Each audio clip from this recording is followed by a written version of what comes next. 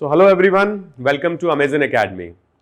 सो students, आज reaction mechanism topic में एक बहुत इंपॉर्टेंट पॉइंट हम डिस्कस करेंगे, that is a kinetic isotopic effect. Kinetic isotopic effect का मतलब होता है जब हम कोई केमिकल रिएक्शन कराते हैं और आइसोटोप्स ले लेते हैं, जैसे हाइड्रोजन है उसका आइसोटोप ड्यूटेरियम या ट्रीशियम ले लिया, या किसी और एटम का हमने आइसोटोप लिया, तो उस आइसोटोप को लेने से अगर रिएक्शन का रेट बदलता है तो हम इसे बोलते हैं kinetic isotopic effect. So student, आज हम इसके बारे में कुछ टिप्स डिस्कस करेंगे। एक बड़ी इंपॉर्टेंट रिएक्शन है स्टूडेंट्स, डीहाइड्रोहैलोजनेशन, जो आपके सिलेबस में है और काफी इंपॉर्टेंट रिएक्शन है।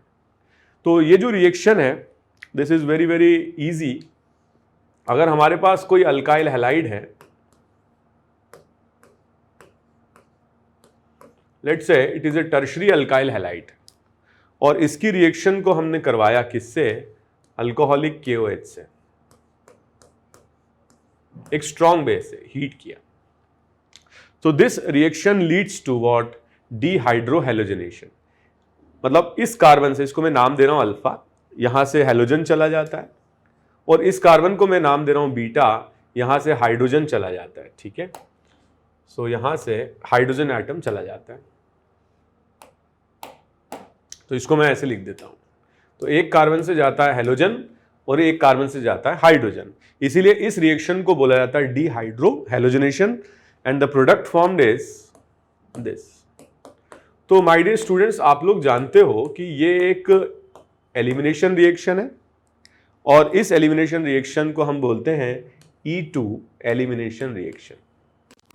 सो 2 का मतलब है यहां पर सेकेंड ऑर्डर, और E का मतलब है यहां पर एलिमिनेशन रिएक्शन। अब इस रिएक्शन में होता क्या है कि कार्बन के और लीविंग ग्रुप के बीच का जो बॉन्ड है वो ब्रेक होने लगता है।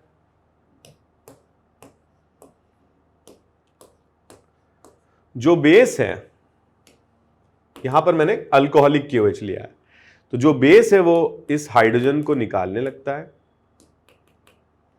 और अल्फा कार्बन के और बीटा कार्बन के बीच में डबल बॉन्ड डेवलप होने लगता है। इस सिचुएशन को बोलते हैं ट्रांजिशन स्टेट। क्या बोलते हैं? Transition state. ठीक है, कार्बन और लिविंग ग्रुप के बीच बॉन्ड टूट रहा है, कार्बन और H के बीच बॉन्ड टूट रहा है, बेस और H के बीच बॉन्ड बन रहा है, और कार्बन के बीच पाई बॉन्ड बन रहा है। ठीक है, मतलब ये जा रिया है, ये जा रिया है। ठीक है, ये बेस इसको लेने आ रिया है, और ये कार्बन कार्बन पाई बॉन्ड बना के खड़ा खड़ा मुस्कुरा रिया है। ठीक है, तो इस तरीके से बनती ट्रांजिशन स्टेट, और इसको हम डीहाइड्रोहैलोजनेशन इसलिए बोलते हैं क्योंकि एक कार्बन से जा रहा है हाइड्रोजन और एक कार्बन से जा रहा है हैलोजन। ठीक है, अब हम अपनी बात पर आते हैं कि इसमें हम काइनेटिक आइसोटोपिक इफेक्ट कैसे ढूंढ रहे हैं। ध्यान दीजिए, हम जानते हैं कि जो बॉन्ड एनर्जीज होती हैं वो हम कंपेयर कर सकते हैं अगर हमारे पास आइसोटोप दिए, जैसे Ct, ये हाइड्रोजन का आइसोटोप है ट्रीशियम, इसकी बॉन्ड एनर्जी सबसे ज्यादा होती है compare to what? Compare to CD, और CD की ज्यादा होती है किससे? CH से। तो जब हम आइसोटोप्स लेते हैं, हाइड्रोजन, ड्यूटेरियम, ट्रीशियम, तो कार्बन के साथ इनकी जो बॉन्डिंग है CH की, CD की, Ct की, वो इक्वल स्ट्रेंथ की नहीं होती है। सबसे स्ट्रांग होता है Ct, फिर CD, फिर CH। अब बेटा, अगर हमने यहां पे CH ना लिया होता, CD लिया होता, तो CH एक वीक बॉन्ड है, मगर CD उससे स्ट्रॉन्गर है, Ct उससे भी ज्यादा स्ट्रॉन्गर है। तो जब हमने CH लिया तो ये बॉन्ड तोड़ना कंपैरेटिवली इजी था। CD लेने पर क्या होगा? थोड़ा मुश्किल हो जाएगा, बॉन्ड एनर्जी बढ़ जाएगी। Ct लेने पर और ज्यादा मुश्किल हो जाएगा। तो जब मुश्किल हो जाएगा, एनर्जी बढ़ेगी, बॉन्ड स्ट्रेंथ बढ़ेगी, तो इस रिएक्शन को होने के लिए जो टाइम की रिक्वायरमेंट होगी वो भी बढ़ जाएगी। मतलब अगर आपने CH लिया तो सबसे कम टाइम लगेगा क्योंकि आसानी से ब्रेक होगा CH, CD लिया तो टाइम बढ़ जाएगा, और Ct लिया तो और ज्यादा बढ़ जाएगा। सो हम ये बोल सकते हैं कि इस रिएक्शन डीहाइड्रोहैलोजनेशन रिएक्शन में सबसे फास्ट रिएक्शन शो करेगा CH, फिर CD और फिर Ct, और इसी पर बेस्ड हमें कुछ टिप्स या ट्रिक्स डिस्कस करनी है। इसी को हम बोलते हैं काइनेटिक आइसोटोपिक इफेक्ट। जैसे मेरे पास ये दो कंपाउंड्स हैं। पहले वाले कंपाउंड की मैंने रिएक्शन कराई अल्कोहलिक KOH से, आप जानते हो mechanism will be E2 and it will be dehydro halogenation reaction. मगर हमें यहां पर अल्फा से तो निकालना है हैलोजन और बीटा से हमें क्या निकालना है, हाइड्रोजन निकालना है।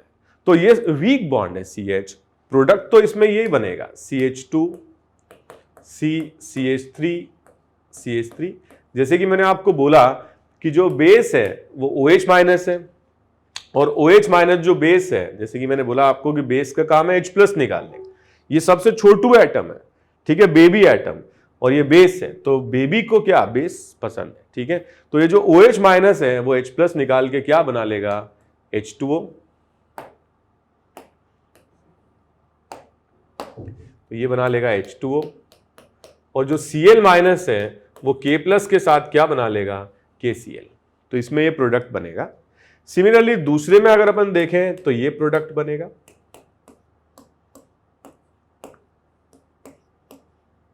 आई एम सॉरी, यहां पर H नहीं है, D है, ड्यूटेरियम एटम्स है।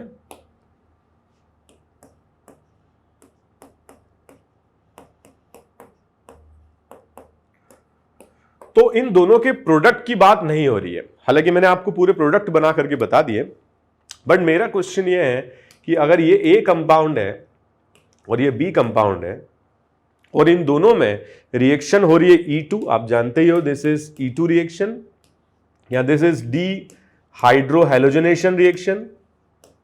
अब मेरा क्वेश्चन ये है कि इन दोनों में जो रेट ऑफ रिएक्शन है वो किसका ज्यादा होगा, ठीक है। तो रेट ऑफ रिएक्शन A का ज्यादा होगा या B का ज्यादा होगा, ये हमें बताना है, और मेरा आंसर ये है कि A का रेट ऑफ रिएक्शन B से ज्यादा होगा। इसी को बोलते हैं kinetic isotopic effect. So if you change the atoms by their isotopes, so हमने यहां चेंज किया हाइड्रोजन को ड्यूटेरियम से, so if you change the atom by their isotopes then there will be a change in the rate of reaction. तो rate of reaction change हो रहा है, A का रेट B से ज्यादा है, इसका मतलब काइनेटिक्स चेंज हो रहा है। किसकी वजह से चेंज हो रहा है, आइसोटोप की वजह से। सो this is kinetic isotopic effect. So students, ये बड़ी इंपॉर्टेंट बात है कि हमें कभी कभी इस तरह के क्वेश्चंस दिए जा सकते हैं जिसमें हमें रेट का कंपैरिजन करवाया जा सकता है। एक और क्वेश्चन की बात करते हैं हम। अगर मान लीजिए कि मैं क्वेश्चन को थोड़ा चेंज कर देता हूं, हमारे पास है CH3 CCl CD3 और अब हमें रिएक्शन करानी है, ठीक है। एक तरफ CH3 ले लिया, एक तरफ CD3 ले लिया, और रिएक्शन हमें करानी किसके साथ, अल्कोहलिक KOH के साथ। हीट किया, बेस स्ट्रांग है, हीटिंग हम कर रहे हैं। आप जानते हो कि it will be E2 reaction, ठीक है, डिहाइड्रो हैलोजनेशन रिएक्शन। तो इसमें हमारे पास अल्फा से तो लीविंग ग्रुप जाएगा, लेकिन बीटा से या तो H जा सकता है या बीटा से इस बीटा को लेकर हम D निकाल सकते हैं। हम जानते हैं कि CH बॉन्ड वीक होता है और CD बॉन्ड स्ट्रांग होता है, तो हम वीक बॉन्ड को तोड़ेंगे, और वीक बॉन्ड कौन सा, लेफ्ट वाला है। तो जो आंसर हमें मिलेगा यहां पर वो ये मिलेगा, CH2 double bond CH CD3 and KCl and H2. So this is kinetic isotopic effect. Since the rate of reaction is higher for left beta because it is a weak CH bond, because of the isotopic effect, because the bond energy of CH is weaker than CD, तो हमने left side से H plus निकाला और जो product हमने बनाया वो left side से बनाया, and this is suppose to be the major product of the reaction. मैं ये नहीं कह रहा हूं कि राइट से प्रोडक्ट नहीं बनेगा, जरूर बनेगा, बट वो माइनर प्रोडक्ट होगा क्योंकि उसका जो रेट ऑफ रिएक्शन है वो स्लो है।